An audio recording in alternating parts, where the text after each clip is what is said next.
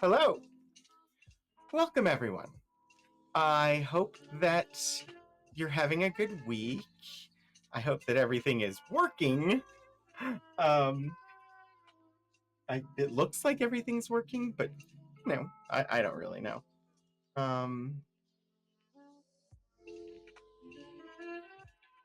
Something will break.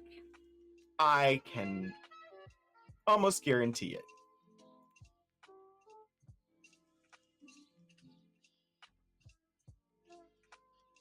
Yeah.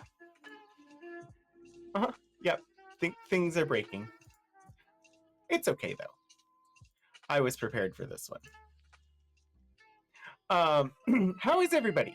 I hope that you're having a good week so far, and that you are prepared for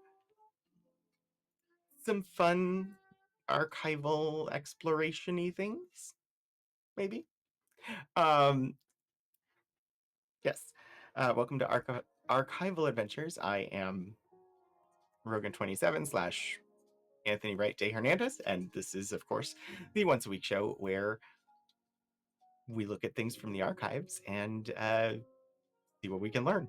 So I know I see Hannah and Matt M33 in the chat, and so welcome both of you. It's good to see you. It is slightly warm here, so I'm going to turn a fan on. Hopefully it doesn't cause too many audio problems. But yeah, we've got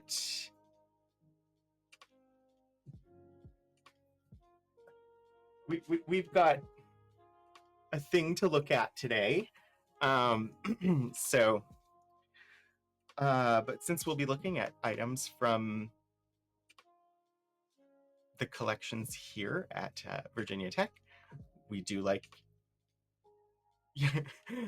I always worry about fan noise. I don't know that it's ever been heard by anyone, but I always worry about it. Since we're looking at historic materials owned by the institution, we just like to take a quick glance at the history of the institution before we start. So Virginia Tech acknowledges that we live and work on the Tutelo and Monacan people's homeland, and we recognize their continued relationships with their lands and waterways. We further acknowledge that the Morrill Land Grant College Act of 1862 enabled the Commonwealth of Virginia to finance and found Virginia Tech through the forced removal of Native nations from their lands in California and other areas in the West. Virginia Tech acknowledges that its Blacksburg campus sits partly on land that was previously the site of the Smithfield and Solitude plantations, owned by members of the Preston family. Between the 1770s and the 1860s, the Prestons and other local white families that owned parcels of what became Virginia Tech also owned hundreds of enslaved people. Enslaved Black people generated resources that financed Virginia Tech's predecessor institution, the Preston and Olin Institute, and they also worked on the construction of its building.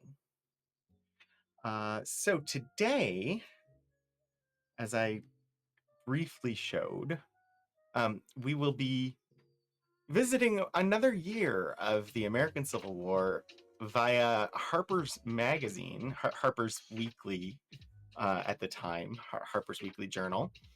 And I pulled up, this is the actual Harper's website. So we've looked at 1861 and 1862, and this week we'll be looking into 1863. So if you remember or have any particular events from the American Civil War in 1863 that you would like me to try and search for, do let me know, because I'm happy to flip through and see if we can find something, find their coverage of it. Yeah, there's not a lot of intro for this one, so we might as well dive in. I will say just quickly now, and I'll repeat it at the end, but we have this episode today and then episode next week, and then I'm out for 2 weeks. And then we'll come back on July 9th, and it will be episode 200 somehow. Hi, Shadows of Life. It's good to see you. Okay, I have buttons.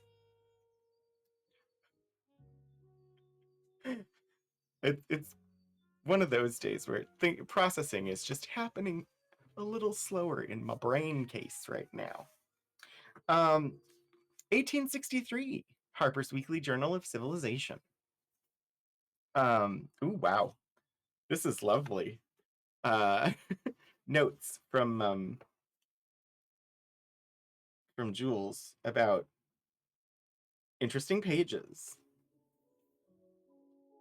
And there are quite a few of them. So there's no way we will see all of these. Um, brain processing in this economy? Exactly, Stephen. I don't know why they expect me to be able to brain. I'm more of a pinky myself. Uh, um, Harper's Weekly Journal of Civilization, uh, Volume 7 for the year 1863.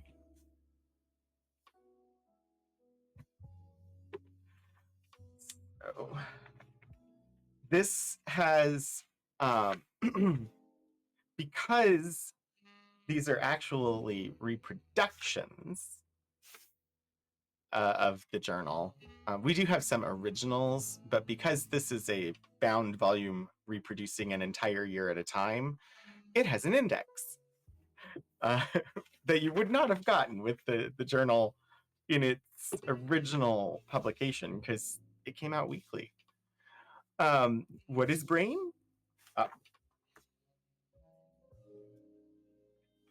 half of the duo pinky and the brain, half of the duo heart and brain, half of I don't know. I think it's the thing that makes you think. I'm being silly, but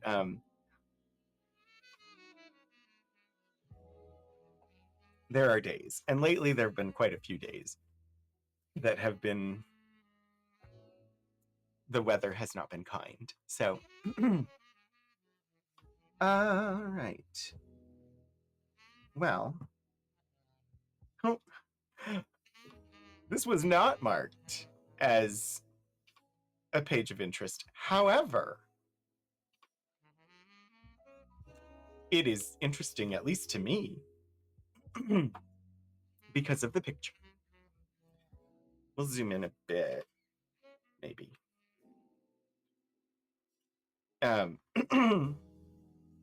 The label on this picture is Santa Claus in camp.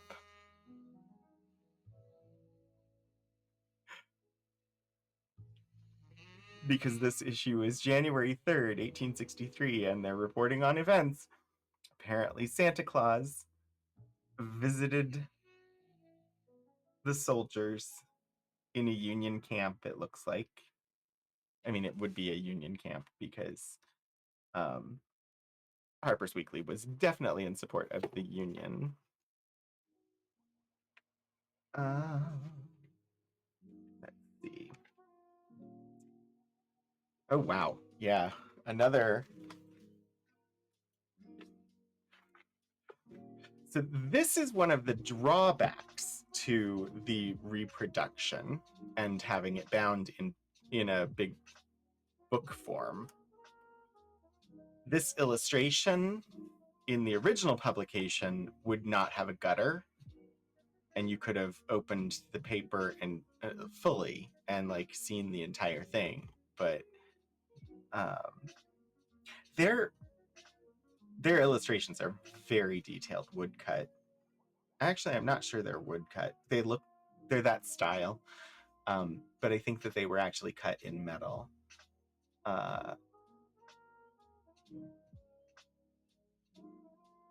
If I remember right, I know that they were.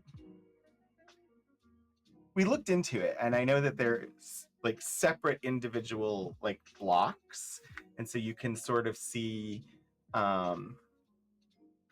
There's a line right there. There's a line right there because it was a grid of blocks to create the print. And so you can see sort of where the blocks connected to each other, which I think is just fascinating. But okay, let's see. Ooh.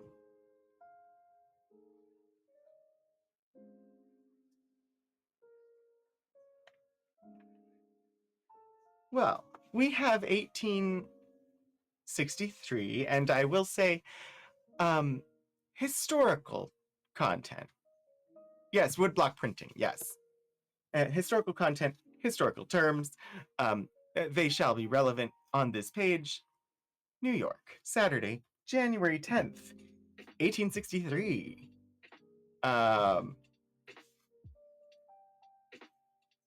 We're going to start with this picture. And I will zoom in a bit. It is an illustration.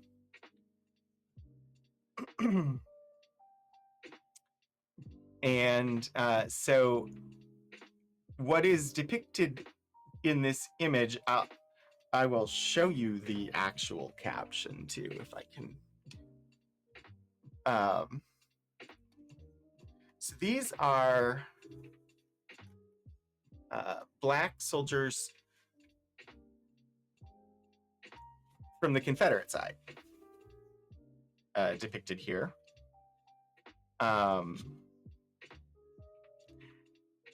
And honestly, the illustration isn't terrible. It's not as caricaturized as a lot of illustrations of Black people would have been.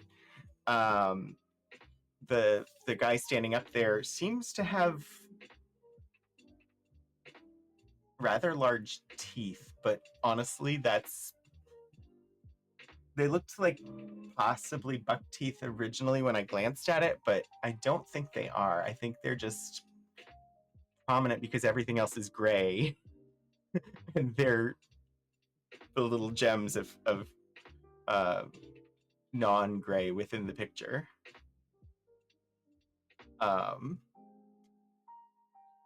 But yes, there were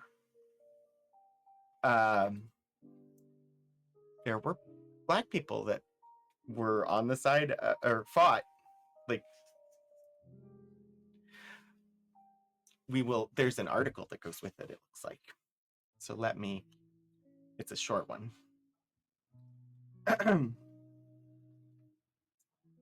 And yes, historical terms, for sure.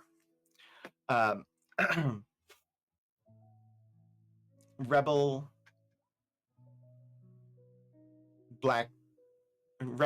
pickets staffed by Black people, I guess would be the rephrasing of that, to not use the word that's there, but this one's kind of messy to try and do. So much has been said about the wickedness of using the Black people on our side in the present war that we have thought it worthwhile to reproduce on this page a sketch sent us from Fredericksburg by our artist, Mr. Theodore R. Davis, which is a faithful representation of what was seen by one of our officers through his field glass while on outpost duty at that place. As the picture shows, it represents two full-blooded Black people, fully armed, and serving as pickets in the rebel army. It has long been known to military men that the insurgents affect no scruples about the employment of their slaves in any capacity in which they may be found useful. Yet there are people here at the North who affect to be horrified at the enrollment of Black people into regiments. Let us hope that the president will not be deterred by any squeamish scruples of the kind from garrisoning the southern forts with fighting men of any color that can be obtained. And congratulations, Stephen Joyce. You were randomly selected as a VIP for the stream. So enjoy control of the pun points and your digital gemstone. Hi, Geek Filter.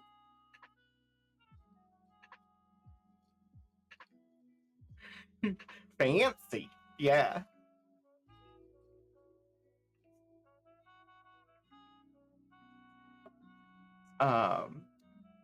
And then this being January of 1863, the next page has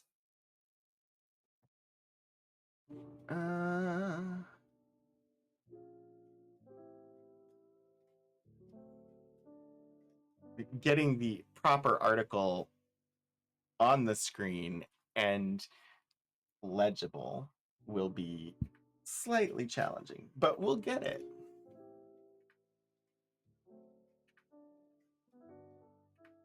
Honestly, it's good that I'm having to work with the large volume, because I do want to do more large format things than we have been, and this is making me figure out how to do it, because I want to do some more of the architecture stuff at some point. We haven't done much of it since I moved the stream into this room. Saturday, January 10th, 1863. See how close I can zoom in on this actual article so that I can hopefully read it.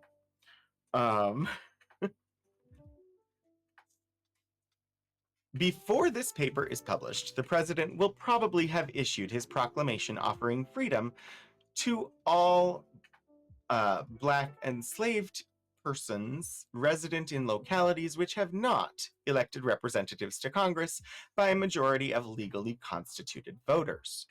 It is hoped by the northern partisans of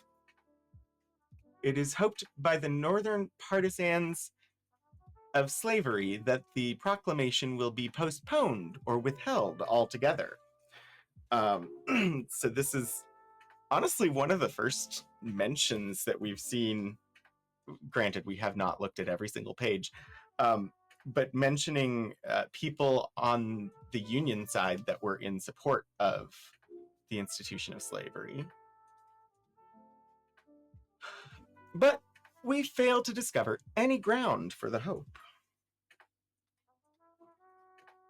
Whatever reasons led the president to issue the preliminary proclamation in September last, apply with equal force to the case as it stands at present, and our recent reverses supply additional motives for securing the active aid of 4 million enslaved persons, if it can be done. The states and parts of states which will be accepted from the operations of the proclamation will be the states of Delaware, Maryland, Kentucky, and Missouri, the city of New Orleans, Louisiana, probably the cities of Memphis and Nashville, Tennessee, the city of Norfolk, and the vicinity of Fortress Monroe, Virginia, and a strip of the seaboard of North Carolina. Questions will doubtless arise as to the strict right of such cities as New Orleans, whose legally constituted voters are generally in the rebel army, to avail themselves of the benefits of the exceptional proviso in the proclamation. But the chances are that the act, if enforced at all, will be construed liberally. Two questions suggest themselves to everyone's mind in connection with this proclamation. First, will it induce the Black people to run away?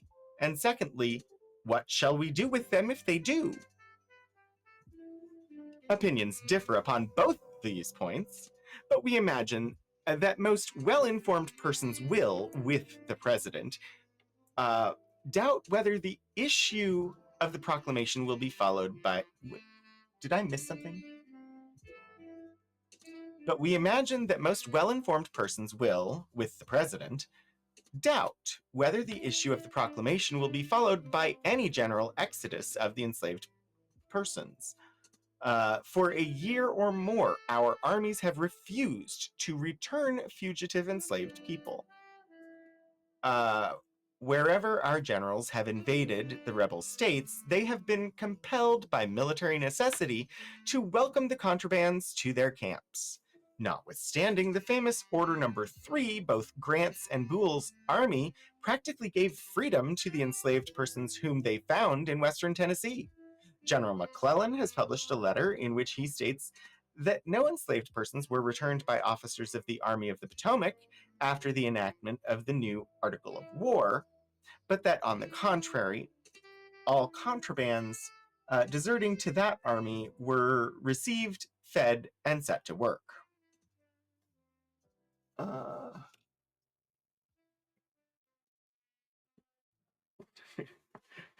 Trying to move the large item so that it gets on screen.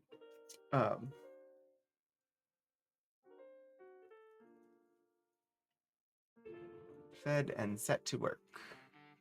At Hilton Head, the enslaved persons of South Carolina have had a safe refuge for more than a year.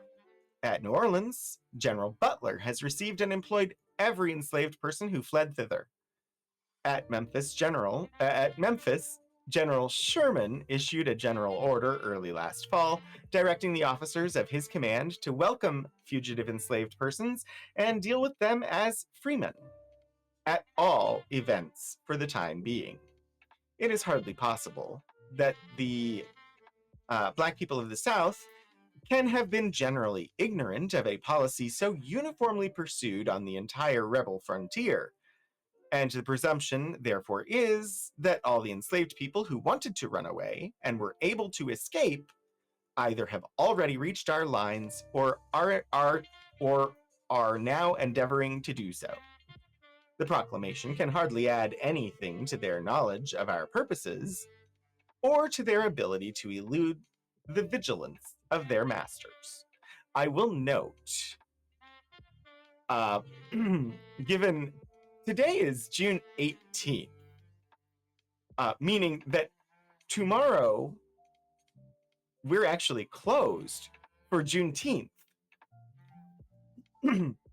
Harper's Weekly in this article is saying that at this point in 1863, any Black people enslaved in the South who can escape and want to run away probably already have, because there's no way that they could be ignorant of the Northern approach of treating them as freemen and welcoming them, or of like the proclamation that Lincoln gave in September of the year previous saying that they were all free. However, the whole point of Juneteenth, the whole reason it exists is, as Stephen so rightly phrases it, they did not get the memo.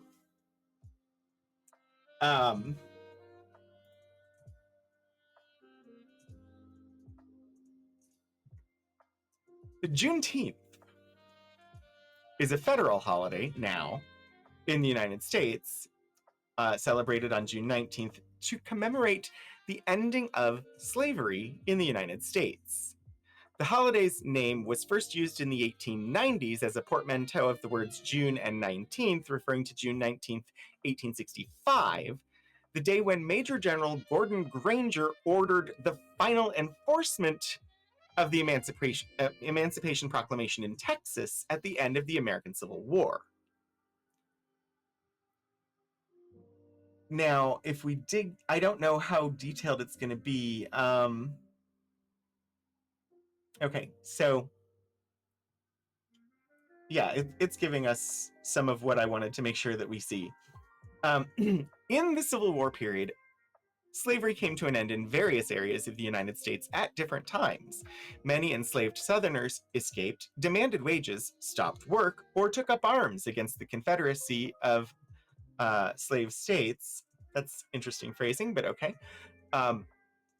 They were just the Confederate States of America, and that was their... Anyway. In January 1865, Congress finally proposed the 13th Amendment to the United States Constitution for the national abolition of slavery. By June 1865, almost all enslaved persons had been freed by the victorious Union Army or by state abolition laws. When the National Abolition Amendment was ratified in December, The remaining enslaved people in Delaware and Kentucky were freed. Early Juneteenth celebrations date back to 1866.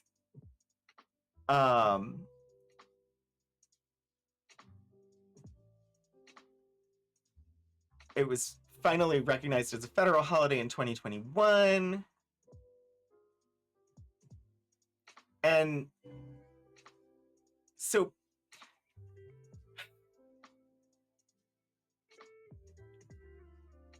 in 1862, September of 1862. Oh, no worries, Hannah. September of 1862, the Emancipation Proclamation happened. That basically the president of the United States said that all the enslaved people were free, except, as noted in this article, all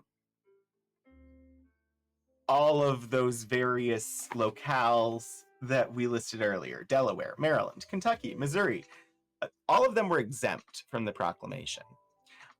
However, Juneteenth,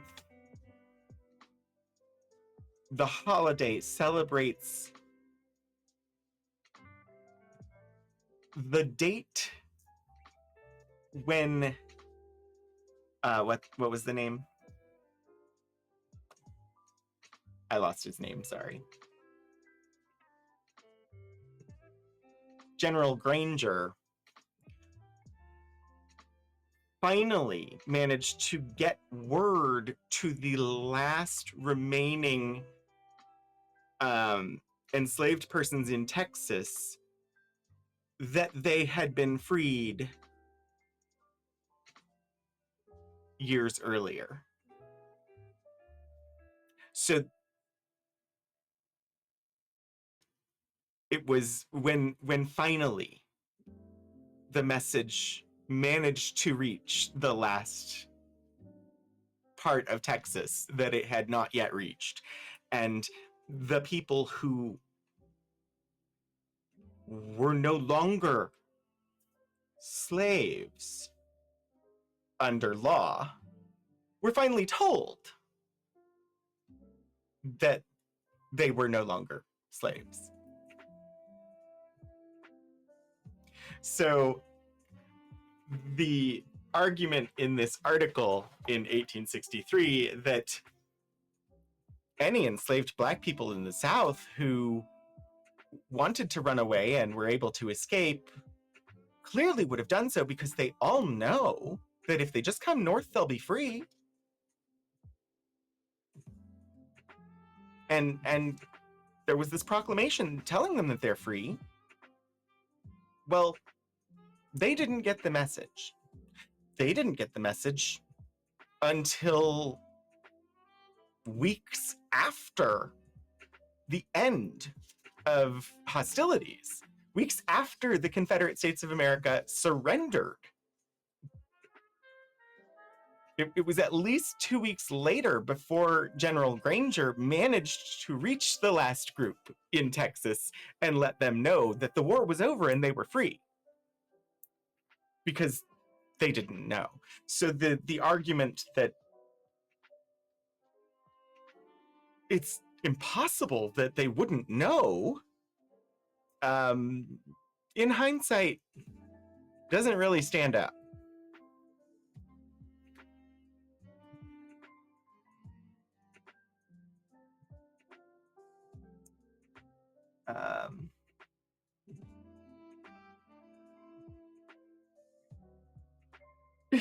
Therefore, they must just want to stay. Well, I don't think that is necessarily what they were saying. That's the first place that my brain went, but it does say those who want to run away and are able to escape. So I think their assumption is not so much that they want to stay, but that they aren't able to escape.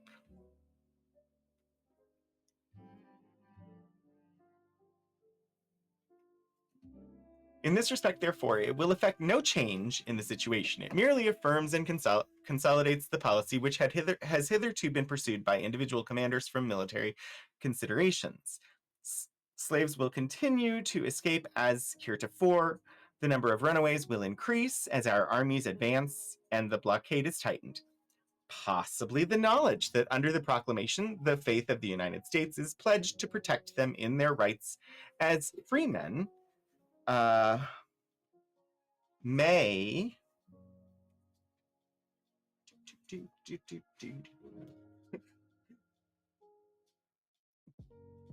may impart courage to some who are now hesitating and so swell the tide of the fugitives. The problem how to employ the contrabands will necessarily be solved by the war. Necessity will compel us to use them as soldiers. We shall require to garrison the strategic points in the enormous country which we have undertaken to overrun, more troops than even the populous North can provide. It is clear that even 1 million of men will be found too few to attack and defeat the rebel armies, storm the rebel forts, and at the same time hold and occupy each point we take. 250,000 troops in detached forts may not prove too many to hold the line of the Mississippi River after it has been reopened by our armies and our flotilla. For this service, the Black people are well adapted. Oh dear. That sentence is not a great sentence. For this service, the Black people are well adapted, and whatever scruples may be entertained by individual generals, the logic of events compels us to assign them to it at several points. Yeah, yikes indeed. That is in an article that is ostensibly in favor of freeing these people and providing them with employment and opportunity and welcoming them as free persons into the country.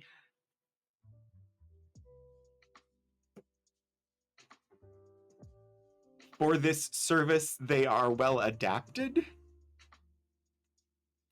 really objectifies and condescends. But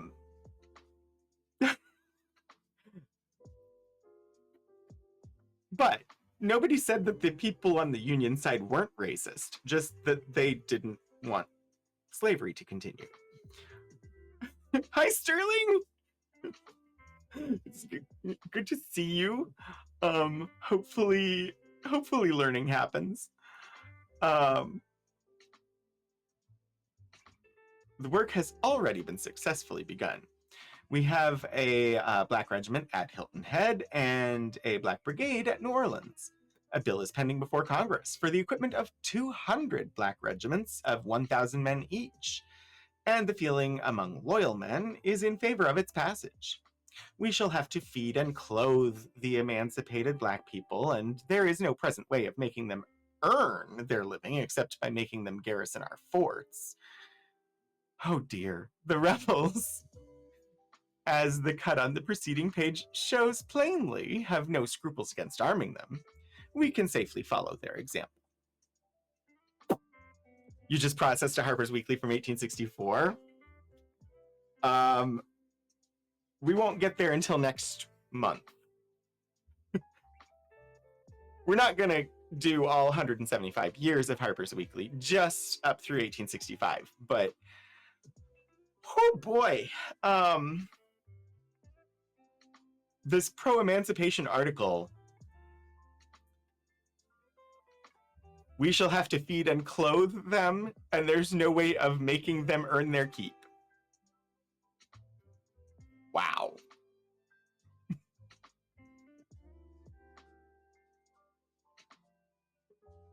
Okay. That was on the side that was in favor of emancipation.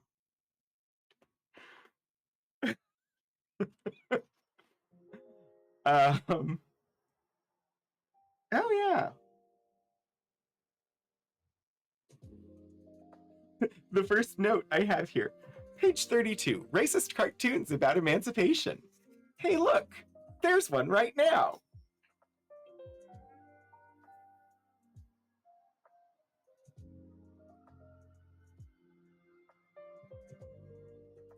Holy moly.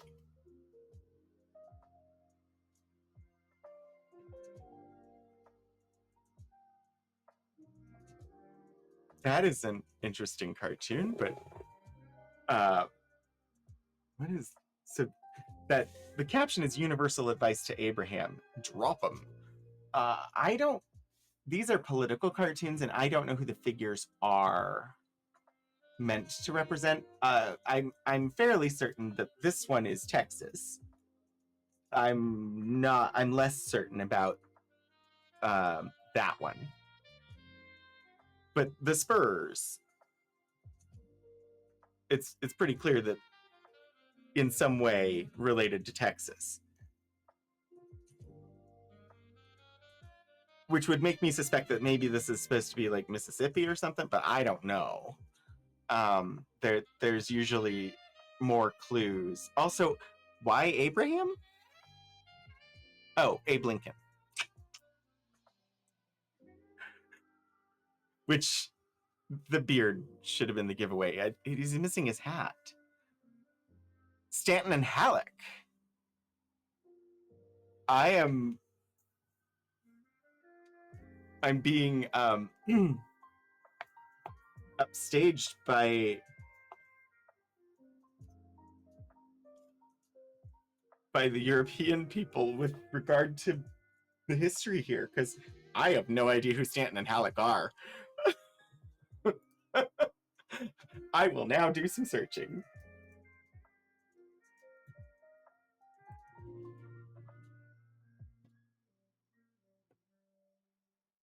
Oh, Union leaders. Okay. Henry Halleck. Edwin Stanton. Oh, that's definitely Stanton on the right with the glasses and the beard. Yeah. This one is definitely Edwin Stanton, who Edwin McMaster Stanton, American lawyer and politician who served as U.S. Secretary of War under the Lincoln administration during most of the American Civil War. His management helped organize massive military resources of the North and guide the Union to victory. However, he was criticized by many Union generals who perceived him as overcautious and a micromanager. And he is the one who organized the manhunt for Lincoln's assassin. And he remained Secretary of War under Andrew Johnson during the first years of Reconstruction. The other one, Henry Halleck.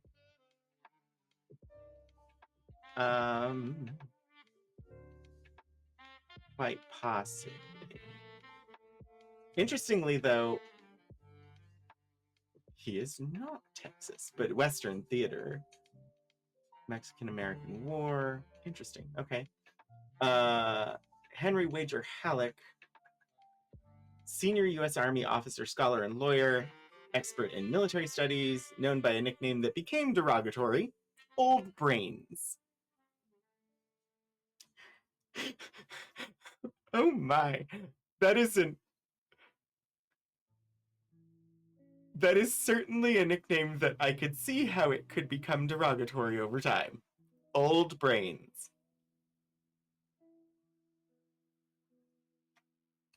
He was an important participant in the admission of California as a state and became a successful lawyer and land developer. Served as General-in-Chief of the Armies of the U.S. from 1862 to 1864, then Chief of Staff for the remainder of the war when Grant was appointed to the General-in-Chief position. Senior Union Army commander in the Western Theater, commanded operations in the West from 61 to 62 during which time while the Union armies in the East were repeatedly defeated and held back, the troops under Halleck's command won many important victories. However, Halleck was not present at those battles, and his subordinates earned most of the recognition. The only operation in which he exercised field command was the so-called Siege of Corinth in the spring of 1862, a Union victory which he conducted with unnecessary caution, which allowed the Confederate force to escape. Halleck also developed rivalries with several of his subordinate generals, such as Grant and Don Carlos Buell. In July 1862, following McClellan's failed Peninsula campaign, he was promoted to general-in-chief and served in that capacity for about a year and a half. So yeah, I do think you're right, Stephen, with regard to who they are. And my guess would be the reason that the political cartoon is calling for their ouster is both of them were described as having been too cautious in their execution of their duties. So while they had success, the criticism that showed up for both of them was too cautious. So I'm guessing that that's why they just dumped the blame on them. Yeah. Amazing though how you managed to identify them, because I wasn't really aware of either one of them. I mean, I had seen Stanton's article before. I think he was mentioned in the Peltz Journal, and so I had looked him up before, but I certainly didn't clock to who they were. And Halleck is not connected to Texas, despite the Spurs. The Spurs, I'm guessing at that time, they must have just been a nod to the Western campaign and the fact that he was in charge of that. This one, oh dear.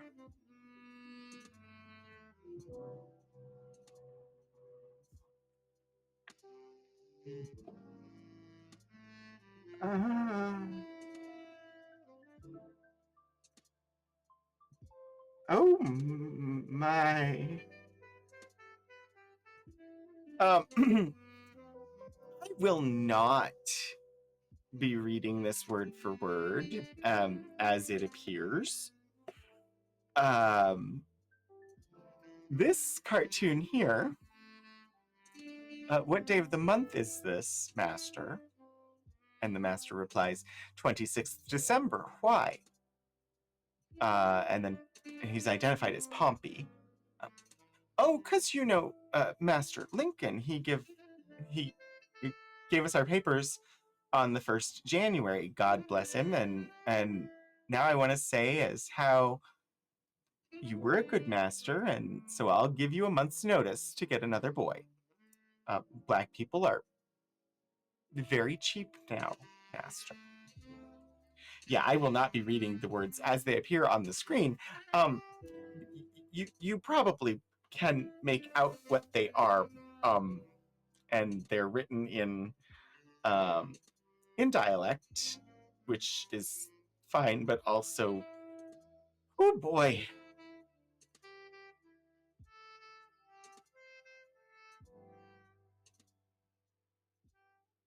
And again, I say, this is the paper that had the bias in favor of emancipation and the Union.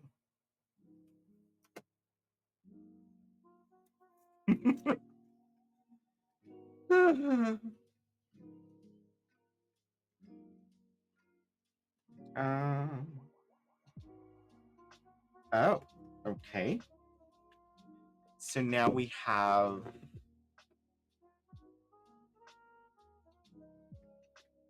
this drawing here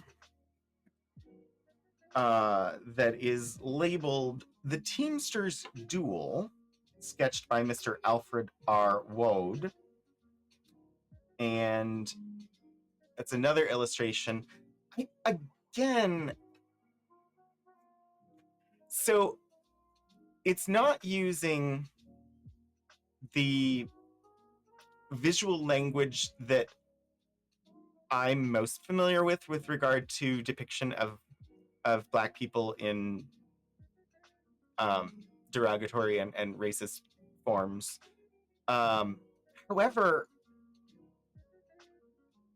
the way they're depicted is very similar to how other illustrations have been in this journal, and so I'm wondering if it's just a racist visual language that I was unfamiliar with.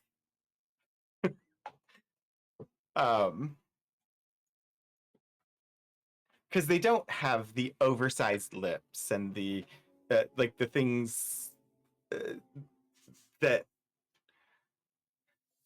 show up later in like advertising. Like, granted, these are all males being depicted, so they wouldn't be depicted as mammies like Aunt Jemima, or but there's a little bit of like the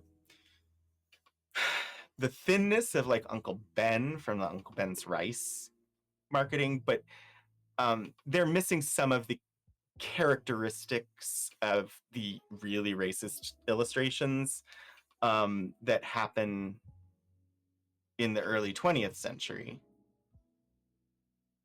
But they do still feel like they have a little bit of racist coding to them. The overall style might be masking some of it, because he definitely does have very large lips compared to the white people depicted. The note said that there was an article explaining the illustrations, so let me see if I can find that.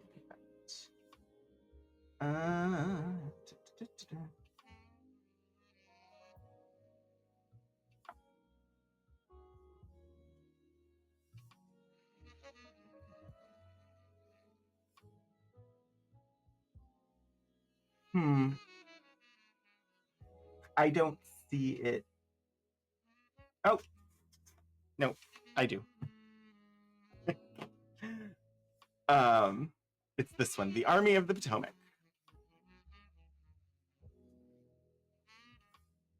We continue in this number our illustrations of the Army of the Potomac from sketches by our special artists in the field. Mr. Davis has sent us a sketch of the log huts in which the troops... Okay, but that was the one above it, and we didn't really look at that one. So the Teamsters' Duel, from a sketch by Mr. Woad on page 33, is one of the numerous scenes in which our camps abound. When a quarrel arises between two Teamsters of color, a challenge passes, and the combatants lash each other with their long whips until one of them confesses that he can endure no more and throws up the sponge. The other is pronounced the victor and very frequently admonishes his vanquished foe of the necessity of better behavior in future, amidst the roars and laughter of the white spectators. Lovely. Really not. Because it sounds like they were basically pit fighting for the entertainment of the white soldiers. Although it does sound a bit more like it was on par with a duel that would have been a thing that could have happened regardless of your race at the time.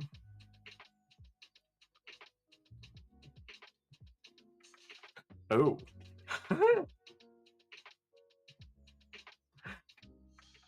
Okay.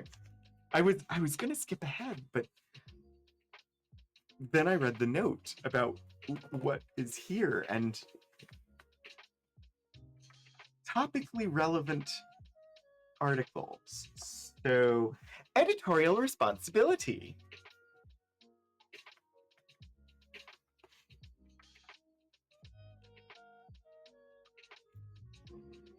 Worth looking at What did Harper's Weekly consider editorial responsibility in 1863? A veteran editor suggests that it might have been better if the newspapers had been suppressed during the war, upon which another editor of experience remarks that every newspaper would have done whatever the government required, but that when the government undertook the censorship, it virtually allowed the publication of everything it suffered to pass the wires. But there is certainly a duty beyond this devolving upon editors. There is one fact conceded by every body, that the statements in the newspapers were never so untrustworthy as they have been during the war.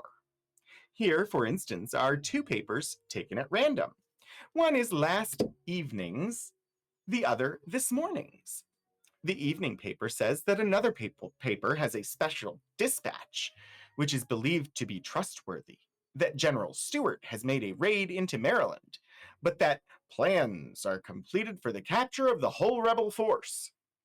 The morning paper says that the rebels have not made a raid into Maryland, and in another place states that a previous positive statement, greatly to the injury of a distinguished general, we are now satisfied, was wholly erroneous. It is no reply to such things to say that correspondents are not infallible, and that mistakes will be sometimes made. It is not the truth that mistakes have been so habitually made that whenever there is a very positive personal statement, every sensible reader instantly disbelieves it until it is proved to be true. Wait, is it not the truth that mistakes have been so habitually made that whenever there's a very positive personal statement, every sensible reader instantly disbelieves it until it is proved to be true? Why should not editors take a common sense view as readers do? For instance, Stuart is said to be in Maryland. Very well, that is possible. But when it is said that ample arrangements are made to bag him, why does not the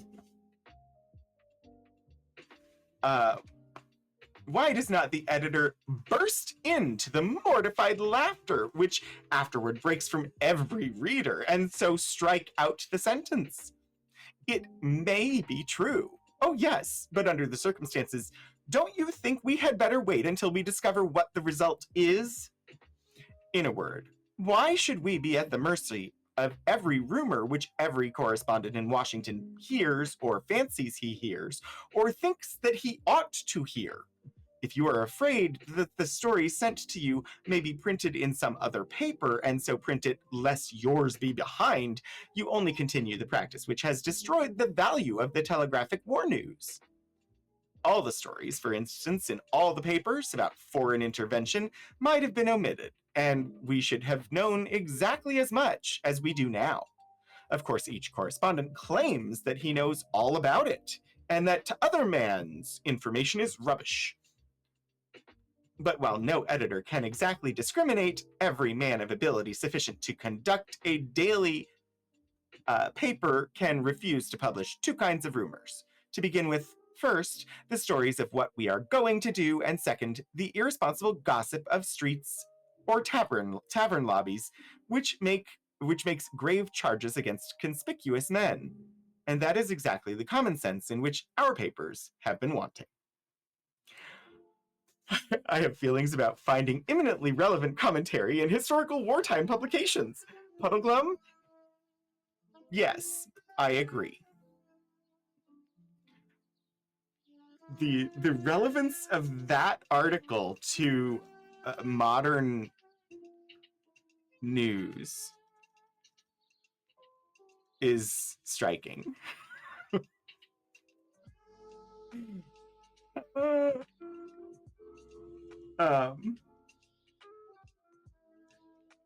Oh boy.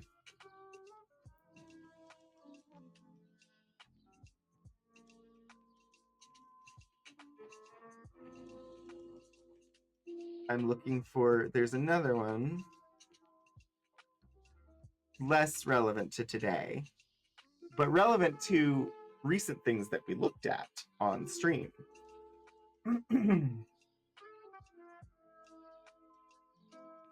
I just have to find it.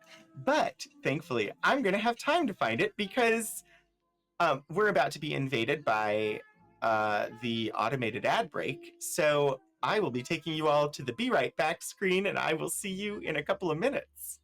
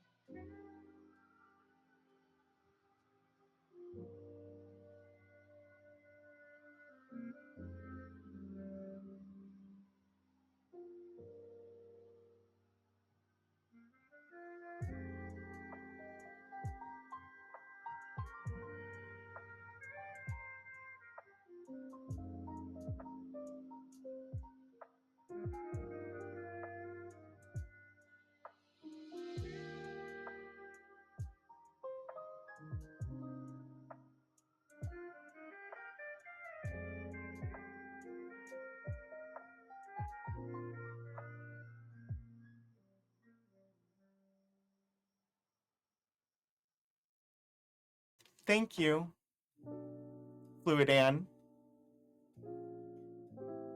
I don't know why. I'm gonna have to check that button.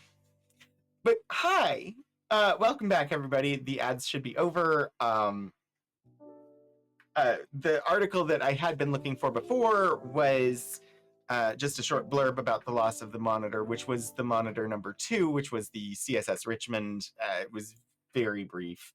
So I went to move on, and content. There is content. We are encountering some content. So if you need to step away, take care of yourself. I'm giving you a warning that we are encountering some content. The illustrations in this magazine are one of the great things about it. It was like how quickly they could get the illustrations created, depicting things. And of course, this was all before photography was being used for that purpose. So the illustrations are, that's how you get pictures, but they had large, detailed illustrations. This one happens to be the execution of 38 indigenous murderers at Mankato, Minnesota, from a sketch by Mr. Herman of St. Paul. There's an article that goes with it. This is the largest mass execution in US history. It also happens to be an execution of a bunch of indigenous folk. And the term murderers here is suspect. So let's read what the coverage of this was in this magazine, this journal. Oh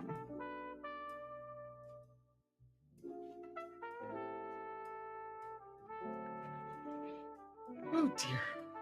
Okay. The execution of the Minnesota indigenous folk. On page 37, we give an illustration of the execution of 38 indigenous murderers, which took place at Mankato, Minnesota, on 26th Ult. Ult is an abbreviation meaning last month. We are indebted to Mr. Herman of St. Peter. It said St. Paul, but we are indebted to Mr. Herman of St. Peter for the sketch we have reproduced. The St. Paul Press says, oh wow. Yeah, they're just going to quote an article from the St. Paul Press. The gallows stood upon the high street, close in front of the levee. It is estimated that not less than 4,000 people, exclusive of the military, were in attendance. So not counting the military. The gallows were erected in the form of a diamond, 24 feet on each angle, sufficient to execute 10 on each side. A square was formed around the gallows by the military, and the citizens occupied the sandbar on the river. The ceremony was brief, and the whole number of people were sent at the same moment before the Great Spirit to answer for their inhuman barbarities. Upon leaving the stone building, the condemned set up the death dance and kept it up on the platform. While the soldiers were at work upon the gallows, a stranger came up to one of them who was planking the platform and asked the privilege of driving one nail. He wanted to drive it in a place where it would be of service. The soldier handed him his hammer and a nail and told him where to drive. The man drove the nail home into a plank of the platform, thanked the soldier, said he was satisfied, and left. William J. Dooley, who had half his family massacred at Lake Chetek, was assigned by Colonel Miller the duty of cutting the rope. Another man offered $5 for the privilege. At precisely 10 o'clock, the condemned were marshaled in a procession and headed by Captain Redfield, marched out into the street and directly across through the files of soldiers to the scaffold, which had been erected in front, and were delivered to the officer of the day, Captain Burt. They went eagerly and cheerfully, even crowding and jostling each other to be ahead, just like a lot of hungry boarders rushing to dinner in a hotel. The soldiers who were on guard in their quarters stacked arms and followed them, and they in turn were followed by the clergy, reporters, etc. As they commenced the ascent of the scaffold, the death song was again started, and when they had all gone up, the noise they made was truly hideous. It seemed as if pandemonium had broken loose. It had a wonderful effect in keeping up their courage. One young fellow who had been given a cigar by one of the reporters just before marching from their quarters was smoking it on the stand, puffing away very coolly during the intervals of the hideous he-yee-yee, and even after the cap was drawn over his face, he managed to get it over his mouth and smoke. Another was smoking his pipe. The noose having been promptly adjusted over the necks of each by Captain Libby, all was ready for the fatal signal. The scene at this juncture was one of awful interest. A painful and breathless suspense held the vast crowd, which had assembled from all quarters to witness the execution. 3 slow, measured, and distinct beats on the drum by Major Brown, who had been announced as signal officer, and the rope was cut by Mr. Dooley. The scaffold fell, and 37 lifeless bodies were left dangling between heaven and earth. One of the ropes was broken, and the body of Rattling Runner fell to the ground. The neck had probably been broken, but as little signs of life were observed, he was immediately hung up again. While the signal beat was being given, numbers were seen to clasp the hands of their neighbors, which in several instances continued to be clasped till the bodies were cut down. As the platform fell, there was one, not loud, but prolonged cheer from the soldiery and citizens who were spectators, and then all were quiet and earnest witnesses of the scene. For so many, there was but little suffering. The necks of all, or nearly all, were evidently dislocated by the fall, and the after struggle was slight. The scaffold fell at 10 o'clock, and in 20 minutes the bodies of all had been examined by surgeons Le Boutillier, Sheardown, Finch, Clark, and others, and life pronounced extinct.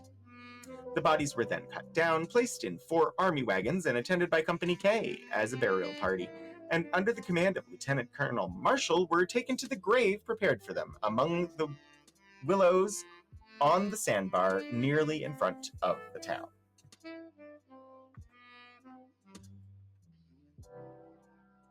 That's where it ends.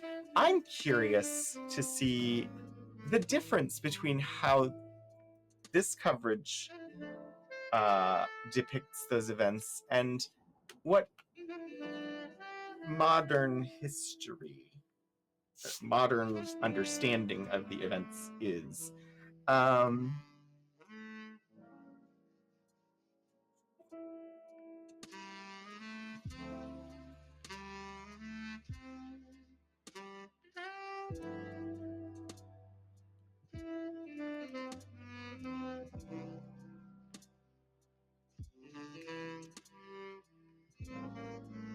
How many was it? 37?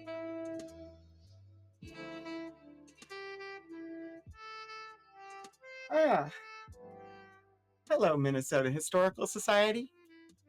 Let's see what we can learn. Okay, so this article. We didn't touch on it in the 1862 issues, but the American Civil War was not the only active war in this time period. In fact, there was the U.S.-Dakota War of 1862. And so the aftermath of said war, the trials and hanging. The trials of the Dakota were conducted unfairly in a variety of ways. This is from Carol Chomsky, Associate Professor, University of Minnesota Law School. The evidence was sparse, the tribunal was biased, the defendants were unrepresented in unfamiliar proceedings conducted in a foreign language, and authority for convening the tribunal was lacking. More fundamentally, neither the military commission nor the reviewing authorities recognized that they were dealing with the aftermath of a war fought with a sovereign nation, and that the men who surrendered were entitled to treatment in accordance with that status. So that's why I said when we were reading the article in Harper's Weekly, and it was referring to them as murderers, I said that that term was suspect. Yeah. Generally, if you are on the losing side in a war between sovereign nations, and all you did was fight on behalf of your country, you are not then tried as a murderer and executed following the end of the war.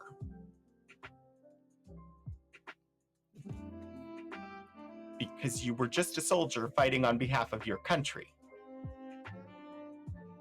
And that is not the same as a murderer.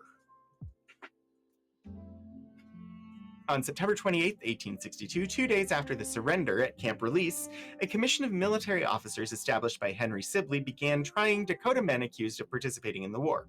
Several weeks later, the trials were moved to the lower agency, where they were held in one of the only buildings left standing, Trader Francois Labath's summer kitchen. As weeks passed, cases were handled with increasing speed. On November 5th, the commission completed its work. 392 prisoners were tried, 303 were sentenced to death, and 16 were given prison terms. President Lincoln and government lawyers then reviewed the trial transcripts of all 303 men. As Lincoln would later explain to the U.S. Senate,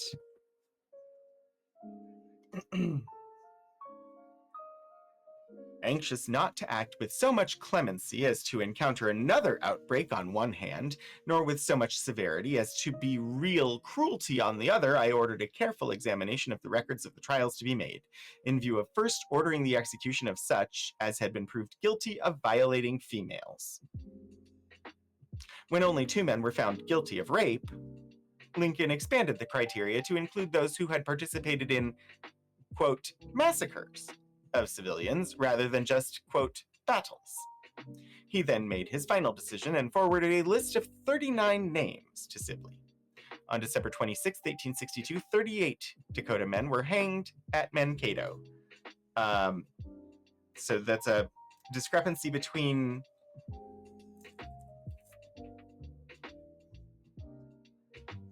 the modern history and the article as written at the time.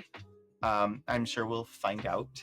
At 10 a.m. on December 26, 38 Dakota prisoners were led to a scaffold specially constructed for their execution. One had been given a reprieve at the last minute. Okay, so that's why 37. So then why does it say 30? An estimated 4,000 spectators crammed the streets. This is consistent with the article that we read. After dangling for half an hour, the bodies were cut down and hauled to a shallow mass grave on a sandbar between Mankato's Main Street and the Minnesota River. Before morning, most of the bodies had been dug up and taken by physicians for use as medical cadavers.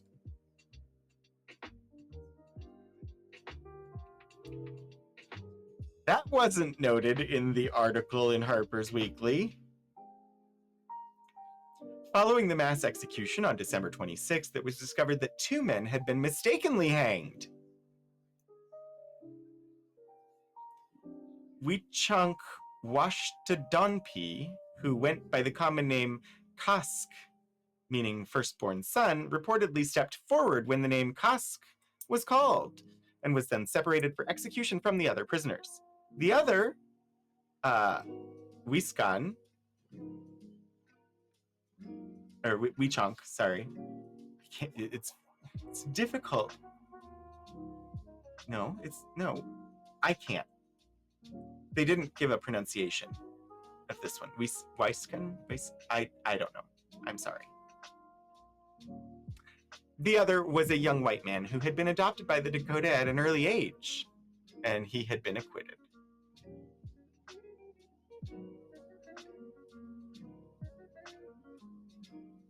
Letter from Denyanka to Chief Wabasha, written shortly before his execution. You have deceived me. You told me that if we followed the advice of General Sibley and gave ourselves up to the whites, all would be well. No innocent man would be injured. I have not killed, wounded, or injured a white man or any white persons. I have not participated in the plunder of their property, and yet today I am set apart for execution and must die in a few days, while men who are guilty will remain in prison. My wife is your daughter. My children are your grandchildren. I leave them all in your care and under your protection. Do not let them suffer, and when my children are grown up, let them know that their father died because he followed the advice of his chief, and without having the blood of a white man to answer for to the Great Spirit. Huh. Yeah. Well, there are more resources on the site there from the Minnesota Historical Society if you wish to delve further into that.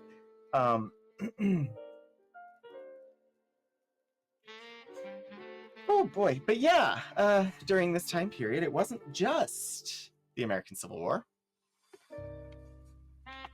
We were just fighting everywhere, because the American Civil War started right after the Mexican-American War, and the U.S.-Dakota War was happening during it.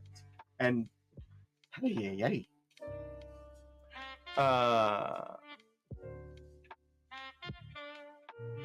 have an emancipation illustration.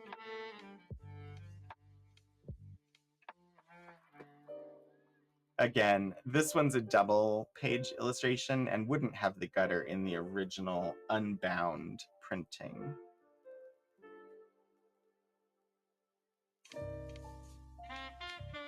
But this is generally positive in depiction.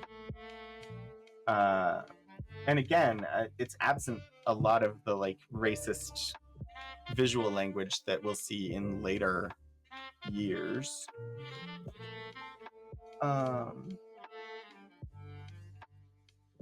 Okay. Let's see.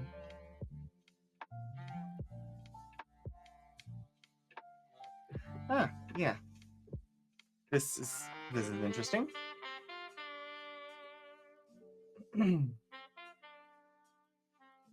Bringing the news to the people. Harper's Weekly Journal, despite they were a union sympathizing paper,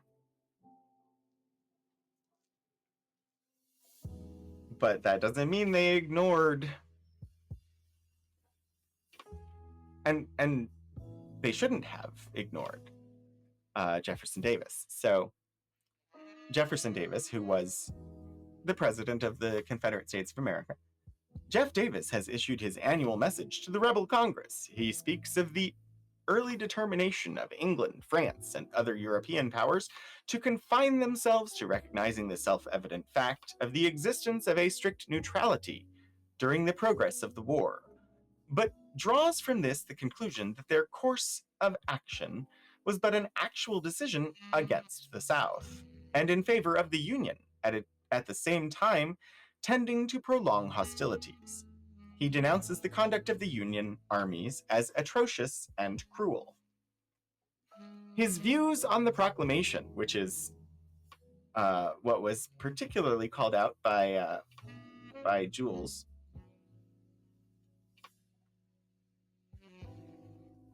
autofocus, in relation to President Lincoln's Emancipation Proclamation. He Jeff Davis, says he may well leave it to the instincts of that common humanity which a beneficent creator has implanted in the breasts of our fellow men of all countries to pass judgment on a measure of which several millions of human beings of an inferior race, oh dear, peaceful and contented laborers in their sphere, are doomed to extermination. What? Extermination?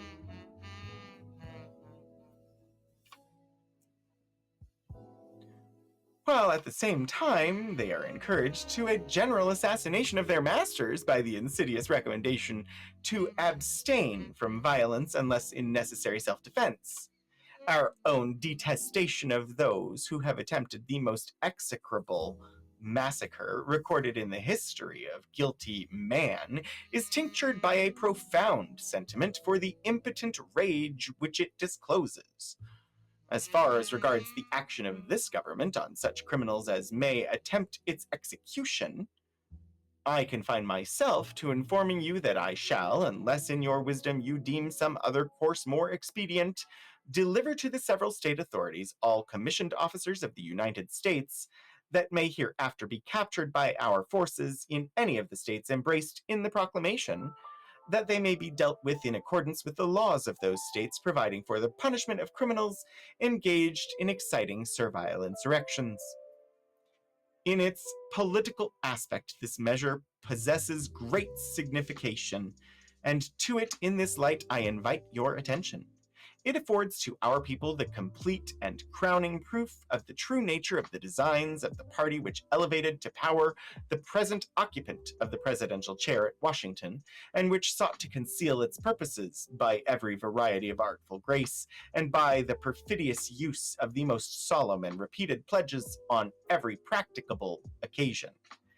He gives extracts from President Lincoln's inaugural and comments fully upon the subsequent acts by Congress and the administration. There's a reason you pinned a content warning. Uh-huh. Yeah. Oh boy. I mean, did we think that Jefferson Davis was going to be in favor of Lincoln's Emancipation Proclamation? No.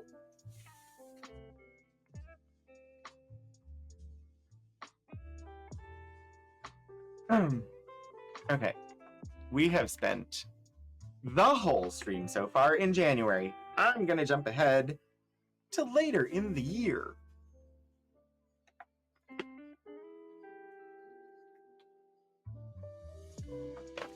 What is this?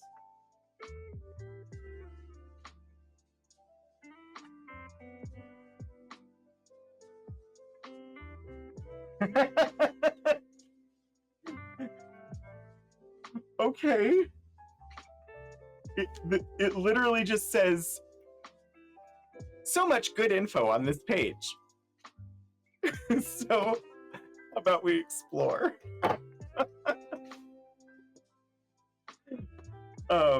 It's page 402. We are in the June 27th, 1863 issue of Harper's Weekly Journal. Let's see what we have. I'll zoom out a bit. Damn it. Whoops. The invasion of the North.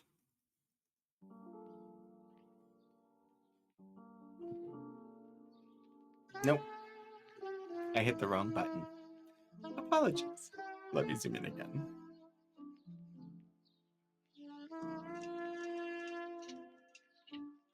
Autofocus. Pause.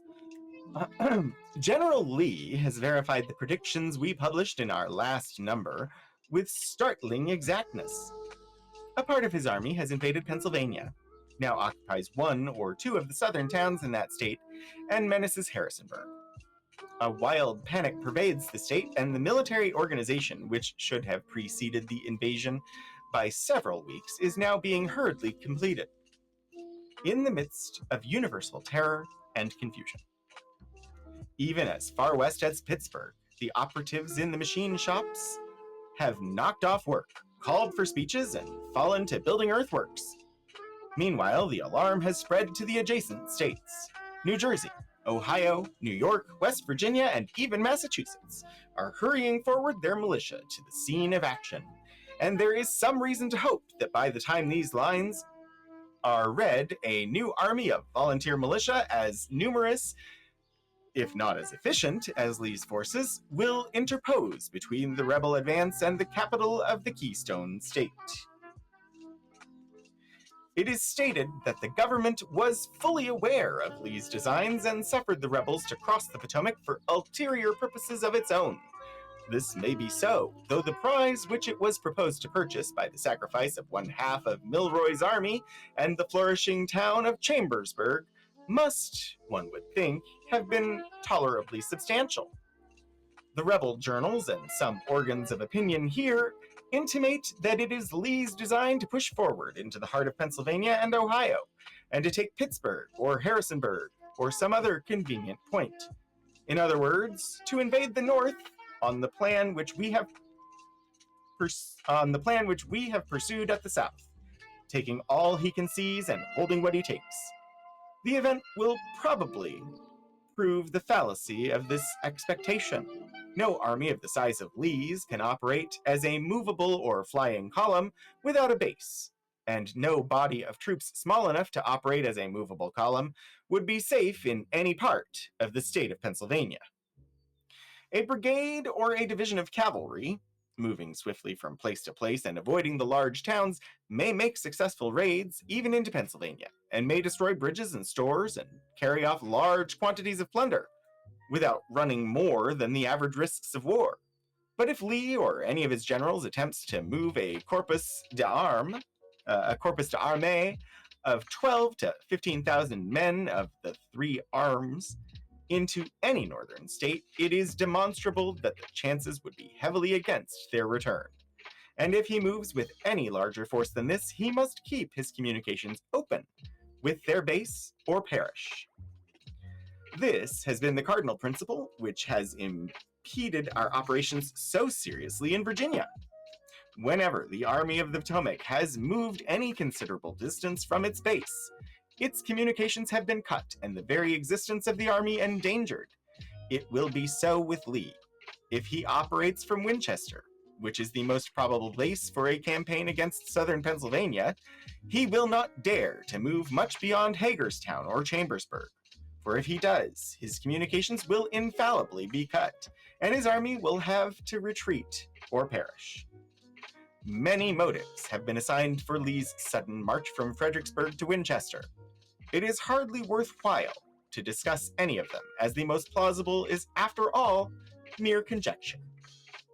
But it is not difficult to understand that the preservation of the morale of the rebel army and of the rebel people in view of the proximate fall of Vicksburg and Port Hudson and the loss of the Mississippi Valley imperatively required that some dashing enterprise involving possibilities of brilliant successes should be undertaken, and this theory alone might suffice to account for Lee's recent strategy, which, in any other point of view, would seem to be unworthy of his reputation.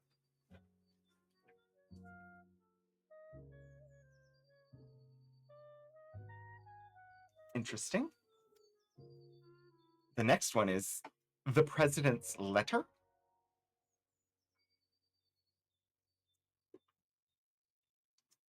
I'll take a look.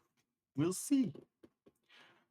We wish we could find space in our crowded columns for the president's very admirable reply to a Democratic meeting at Albany, which, through the hands of Mr. Erastus Corning, transmitted to him certain resolutions censuring the arrest and exile of Clement L.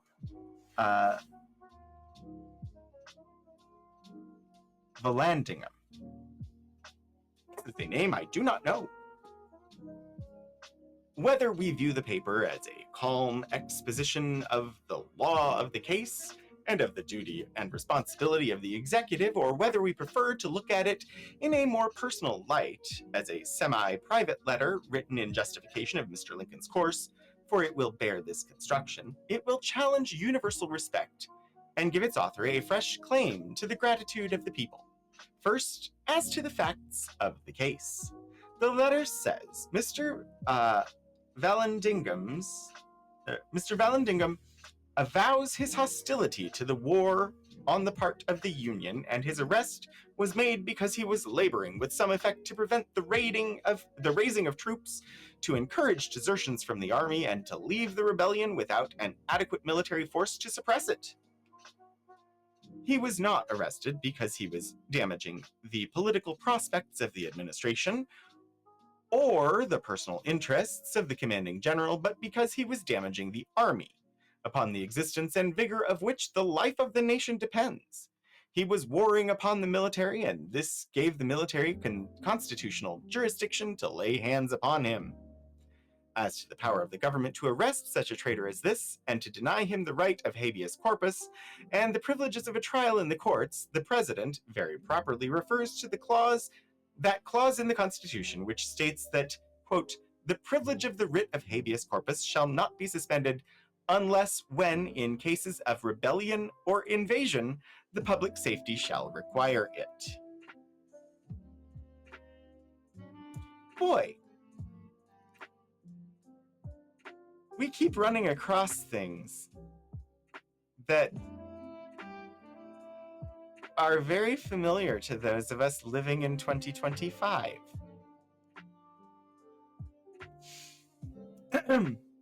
This, says the President, is precisely our present case, a case of gigantic rebellion, wherein the public safety requires the suspension of the habeas corpus and the other legal formalities by which, in time of peace, the personal liberty of the citizen is secured. In proof hereof, he refers to the military necessity which requires the shooting of dissenters, and inquires with crushing force whether he must shoot a simple soldier boy who deserts, while he may not touch a hair of a wily agitator who induces him to desert. Having proved his constitutional right to deny Vallandigham a trial in the courts, the President devotes a few sentences to the absurd notion, which has lately been used at certain pseudo-democratic meetings in this city, that the suspension of the habeas corpus in time of in time of civil war will impair the working of our free institutions when peace is restored. I can no more believe this, says the President, than I can believe that a man could contract so strong an appetite for emetics during temporary illness as to persist in feeding upon them during the remainder of his healthful life. In point of fact, the precedent established by General Jackson at New Orleans when he suspended the writ of his own mere motion and arrested the lawyer who asked for it, the judge who granted it, and the editor who said it should have been issued, settles this point. When peace was restored with England, the habeas corpus and the other free institutions of the country resumed their play, just as though they had never been suspended, and no one ever thought of resisting them on the ground of Jackson's proceedings.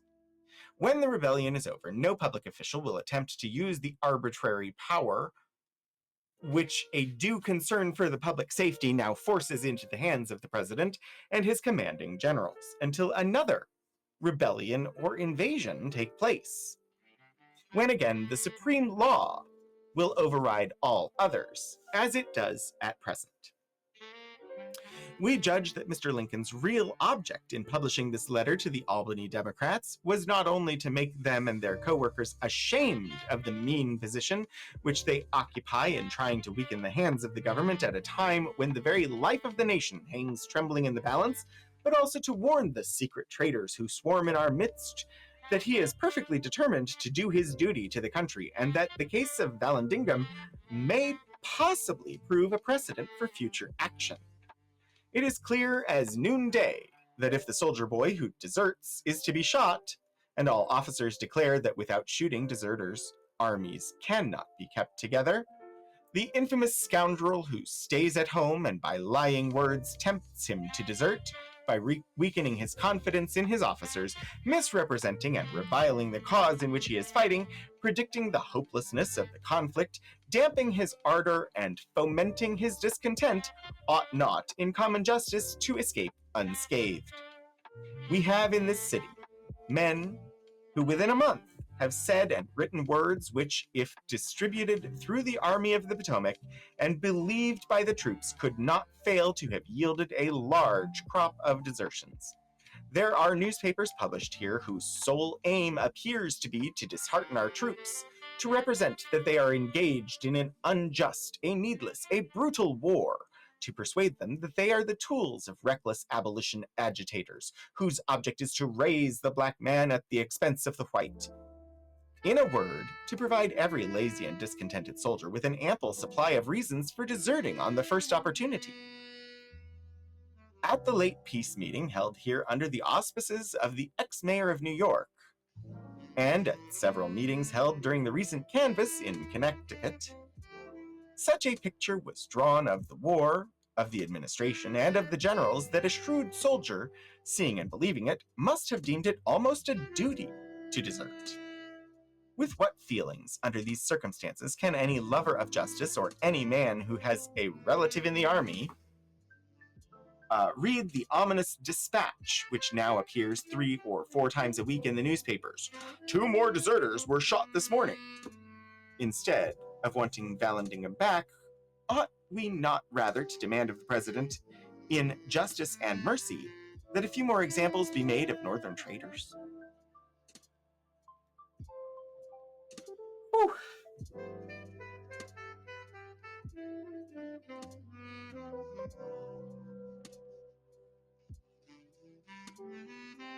Apart from the people mentioned, Lincoln, Vallandigham, etc., that article could almost have been written today.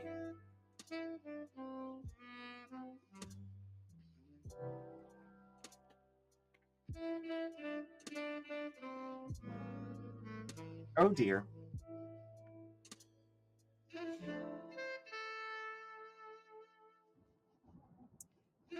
August 1st, 1863.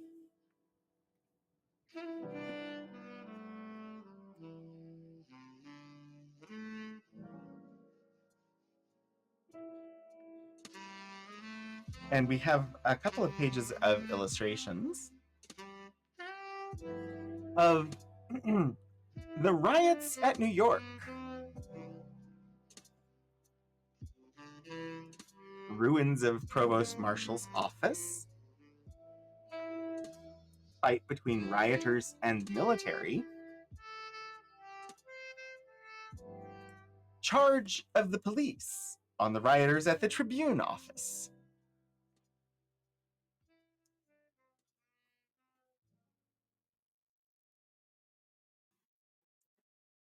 Sacking a drugstore in 2nd Avenue.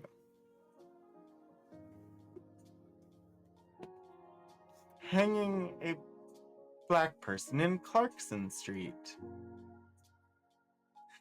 We're going to have to take a look at the article so we understand what was, why all of this.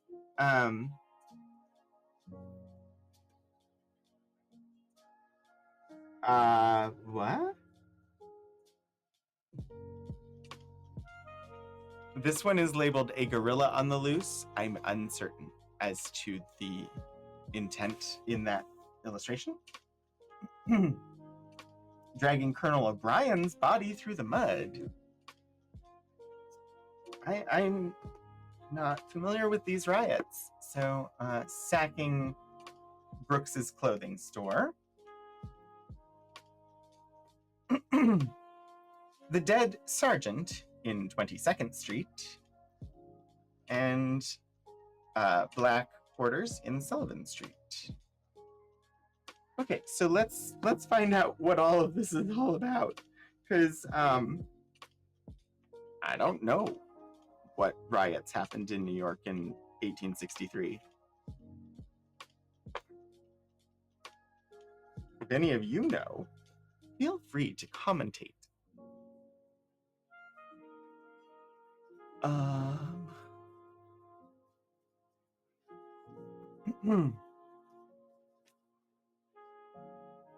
The riots in New York. We devote a considerable portion of our space this week to illustrations of the disgraceful and infamous riot which took place in this city last week, On page 493 will be found a picture of the burning of the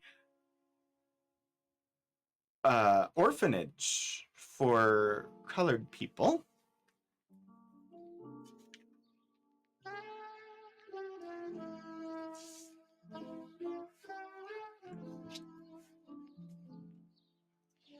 This would be the illustration. Apparently, an orphanage for Black people was burned.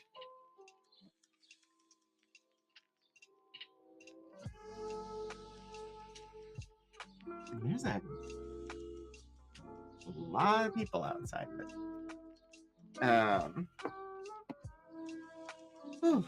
Let's see.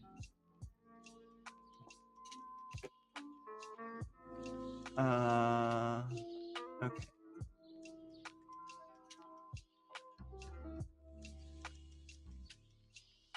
By which exploit the rioters on Monday 13th inaugurated their sway. This outrage is thus described in the Times. The orphan asylum for children of color was visited by the mob about 4 o'clock. I understand, Sterling. I'll be closing out here pretty soon myself. Thanks for hanging out. And it is always a pleasure seeing you. This institution is situated on Fifth Avenue, and the building with the grounds and gardens adjoining extended from 43rd to 44th Street. Hundreds and perhaps thousands of the rioters, the majority of whom were women and children, entered the premises. And in the most excited and violent manner, they ransacked and plundered the building from cellar to garret. The building was located in the most pleasant and healthy portion of the city. It was purely a charitable institution. In it, there are on average 600 or 800 homeless orphans of color. The building was a large 4-story one with 2 wings of 3 stories each. When it became evident that the crowd designed to destroy it, a flag of truce appeared on the walk opposite, and the principals of the establishment made an appeal to the excited populace, but in vain. The New York City draft riots, July 13th to 16th, 1863, sometimes referred to as the Manhattan draft riots, and known at the time as Draft Week, were violent disturbances in Lower Manhattan, widely regarded as the culmination of working-class discontent with new laws passed by Congress that year to draft men to fight in the ongoing American Civil War. Thank you, Fluid Ann.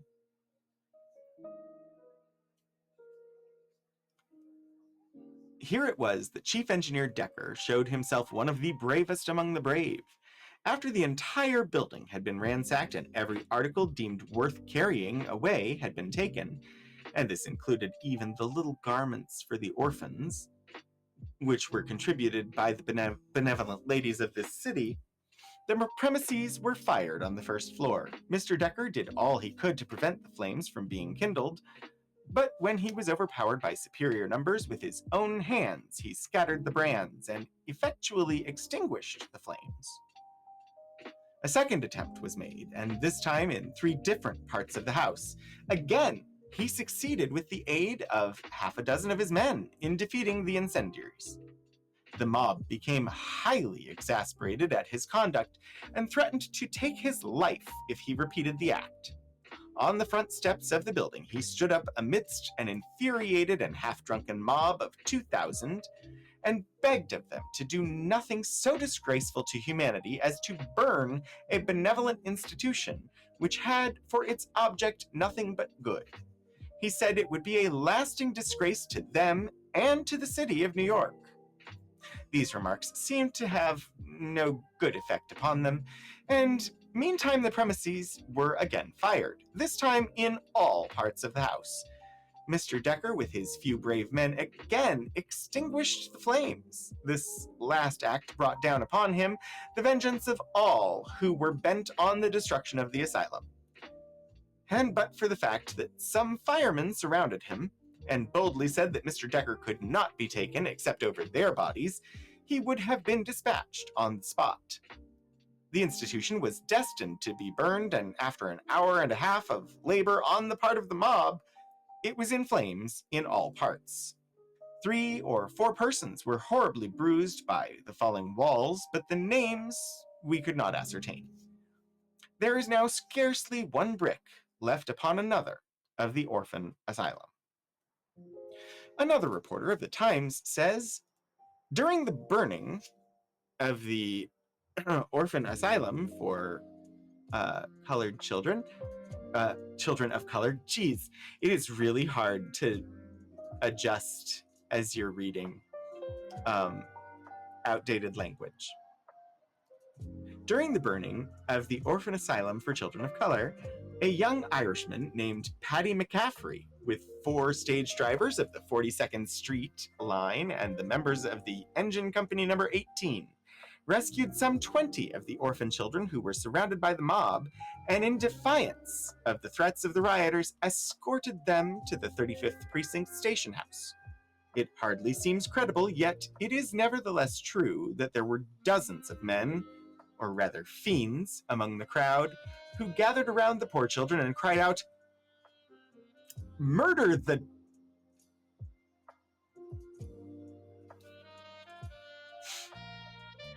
It's interesting which words they chose to censor. Because I assume the word that they have censored is damned.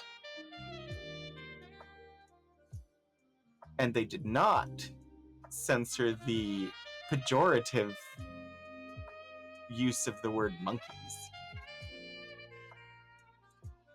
Wring the necks of the damned Lincolnites, etc.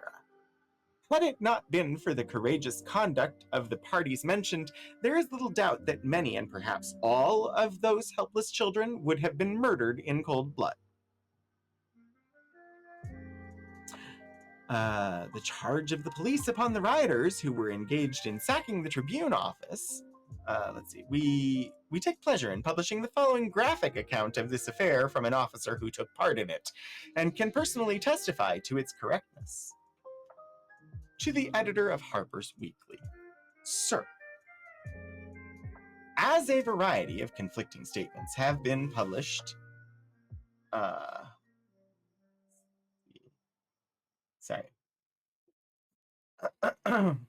a variety of conflicting statements have been published in the daily papers purporting to be descriptions of the dispersion of the rioters engaged in sacking the Tribune office, a brief statement of the actual facts of that truly brilliant affair from a participant may possibly be not unacceptable. At 7 o'clock on Monday evening, the members of the 26th Precinct, then present, 38 men all told, were assembled in their squad room, southeast corner City Hall basement. With them at the same time and place, and constituting with the 26th a special reserve at that important point, were the reserves of the 1st Precinct under Captain Warlow. The bulk of Captain Bryan's force, 4th Precinct, having been previously ordered to police headquarters, 300 Mulberry Street. That gallant officer was also present as a volunteer. A report, whether designedly or not, that a riot was progressing in the 1st Precinct started first Warlow and his command, and immediately after the 26th under Captain Thorne, on down Broadway to Beaver, or thereabout, and so through to Broad Street, when we found that the disturbance, a slight one, had been suppressed. After a brief delay, we resumed our march up Broad and Nassau. Passing the Evening Post, a cheer greeted us from the building. On reaching about the corner of Beekman and Nassau, a halt was quietly ordered. It was now dark, or nearly so, and through the deepening gloaming, we could see the 1st Precinct men halted on the west side of Nassau, just south of the Times buildings. They had wrapped, and that was the reason of our halt. A few hurried words of consultation between Captains Thorne and Warlow, and we were again in place and ready. We could now distinctly hear the crashing of wood and glass. The work of riot and devastation had commenced, but with the earnestness and thoroughness which has marked the conduct of this outbreak from the start, there was no shouting or profane clamor. It was a storming party under competent and effective leadership. So earnest were they in their work, so absorbed, in fact, that the low, stern order, "Keep together, men, steady. Now then, forward, charge," from Captain Thorne was unheard, save by a few spectators on the Times corner. With a shout from 100 throats, the 26th leading the onset, we struck them like a thunderbolt, cleaving and scattering them in utter rout, ruin, and dismay. A few of us entered the office. They had only got as far as the ground floor, and a few foolhardy rebels who were found were mercilessly clubbed into the street or into insensibility, and hurriedly dragged off by friends to die in unknown homes or linger with maimed and shattered heads and limbs for months and years of pain and disfigurement. Boy, he certainly seems to take joy in that. The square, a minute previous crowded by a surging mass 5,000 strong, was in 5 minutes cleared to a point below French's hotel, save where the dead and wounded were being hurriedly dragged off by terrified friends. We did not try to take prisoners till after the first rally, except that Officer Freeman of the 26th, finding a man who gave his name as Bert Francis in the act of ripping up the counter in the office, brought him in, and he was duly committed next morning. Only 2 more arrests were made. Victorious but breathless, we had just succeeded in extinguishing the flames, which had by this time broke out, when a shout, as from a great crowd, was heard, and a mass of men were seen charging across the park towards us from the direction of Broadway. The word was given, "Stand firm!" and every man squared himself for what now seemed about to be a death struggle with an overwhelming reinforcement of the mob. It was a supreme moment, but our suspense was immediately at an end. Soon the bright buttons and uplifted batons of our own gallant fellows from Broadway were recognized. The grizzled locks and martial figure of the Metropolitan warhorse, brave Dan Carpenter, conspicuous at their head. One loud, ringing cheer went up, while trusty batons waved of triumph and relief. Victory was with the right. Law and order had triumphed. The importance of our coup can hardly be overestimated. The suddenness and vigor of the blow took the snap right out of the murdering thieves at the start, and effectually demoralized whatever the organization they had in the lower part of the city. The Tribune, Times, and Post would inevitably have gone up. The Tribune, Times, and Post would inevitably have gone as a consequence even of their partial success, and speculation stops aghast when reflecting on the possible havoc and destruction of the massed and hoarded wealth collected below Canal Street. The officers in command were Captain Thorne, 26th City Hall Precinct, and Captain Warlow, 1st Precinct, accompanied by Captain Bryan, 4th Precinct, as an amateur volunteer. Let their names and those of their gallant officers and men be held in grateful remembrance. One of our special artists, who was detailed to sketch the progress of the riot, thus describes the sketches he furnished, which are reproduced on pages 484 and 485. Yeah.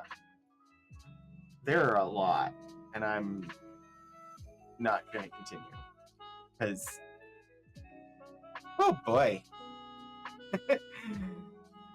Especially today. Just the timing of hitting this issue with the themes that are present and recent events in the modern United States, and just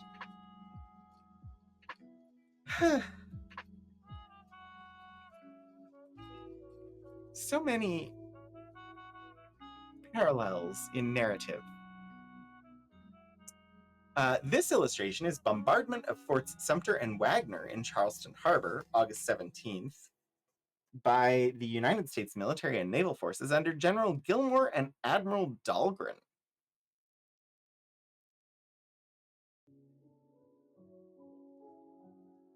I do find the illustrations very interesting as far as let's not have another advertisement invade because we're going to be closing out.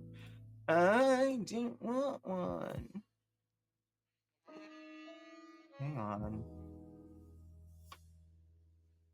I can't find the control to prevent it. No.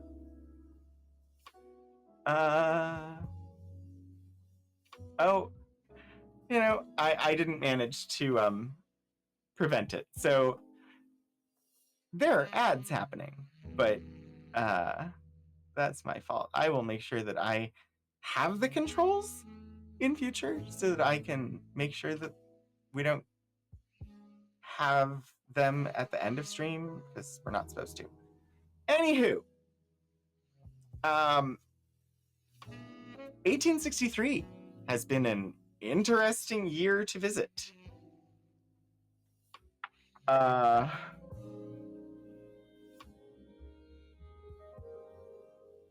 I'm gonna close the book on 1863 for now. And we will plan on visiting 1864 next month. Yeah. So let's cross our fingers and hope that the credits work because I worked on them again. Today we had a total of 0 aspects. But I do want to say thank you to Jules for all of her work in preparing things. I will go in so that the bots don't show up in the mods in future. But the credits do seem to be functional today. So thank you to the mods, Hannah and Sterling, for being present today. And we're slowly fixing and adding the credits roll. Next week on Wednesday, we have a collection of material from the Piedmont Tuberculosis Sanatorium, which was a hospital for tuberculosis patients.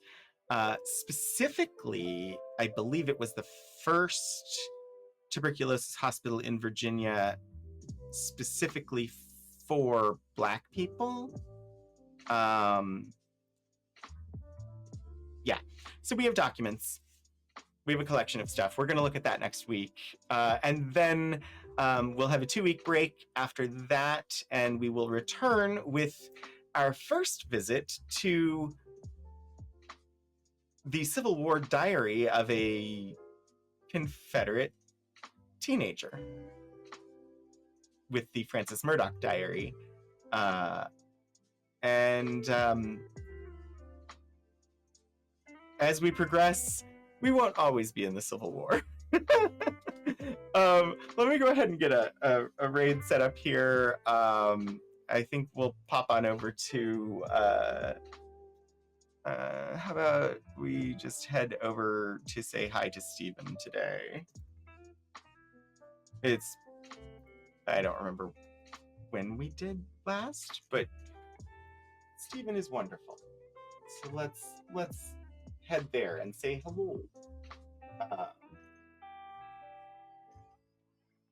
Stephen is currently playing a game called Blueprints. And we'll head on over there. Thank you all very much for joining me today. I hope that it was interesting. I know it was a little heavy, but certainly interesting for me. I learned stuff. Hopefully you did too.